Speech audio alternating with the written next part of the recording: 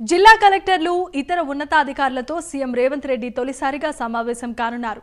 ఈ నెల 21న కలెక్టర్ల కాన్ఫరెన్స్ నిర్వహించాలని ప్రభుత్వం నిర్ణయించింది.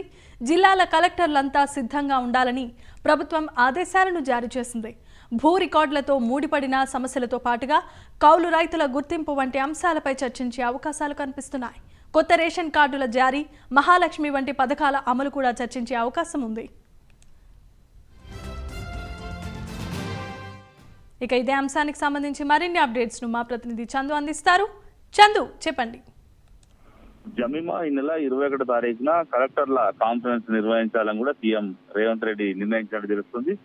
సీఎం రేవంత్ అయ్యాక జరుగుతున్నటువంటి తొలి కాన్ఫరెన్స్ గా కూడా మనం చెప్పుకోవచ్చు. కలెక్టర్లంతా కూడా సిద్ధంగా ఉండాలని ఇప్పటికే సిఎస్ శాంతికుమారి ఆదేశాలు జారీ చేసినట్టుగా మనకు తెలుస్తోంది. ముఖ్యంగా భూ రికార్డులతో ముడిపడినటువంటి సమస్యలతో పాటు కౌలు రైతుల గుర్తింపు వంటి అంశాలపై ప్రధానంగా చర్చించే అవకాశం కనిపిస్తా ఉంది. ముఖ్యంగా చూసినట్లయితే ఇప్పటికి ధరణికి సంబంధించిన సమస్యలు ప్రజావాణిలో పెద్ద ఎత్తున వస్తున్నాయి.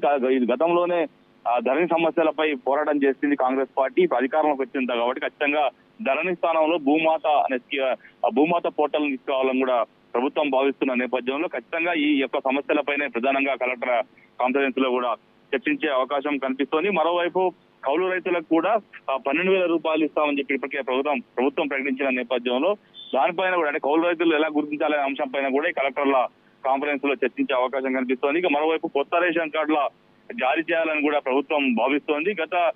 గడిచిన 10 ఏళ్లలో బీఆర్ఎస్ ప్రభుత్వం కొత్త రేషన్ కార్డుల మంజూరీ చేయలేదు. ముఖ్యంగా ఎక్కడైతే ఉప ఎన్నికలు జరిగాయో అక్కడ మాత్రమే కొత్త రేషన్ కార్డుల పంపిణీ చేసింది తప్ప మిగతా ఎక్కడ కూడా కొత్త రేషన్ కార్డుల పంపిణీ జరగలేదు. కాబట్టి ఖచ్చితంగా ఈ ప్రభుత్వం కొత్త రేషన్ కార్డుల పంపిణీ చేయాలని భావించింది. ఇప్పటికే పౌర సరఫరాల శాఖ సంబంధించి మంత్రి ఉత్తమ్ కుమార్ రెడ్డి ఇప్పటికే 2 సార్లు రివ్యూ కూడా నిర్వహించారు. ఖచ్చితంగా కొత్త రేషన్ కార్డులు జారీ చేయాలని కూడా అధికారులను ఆదేశించారు.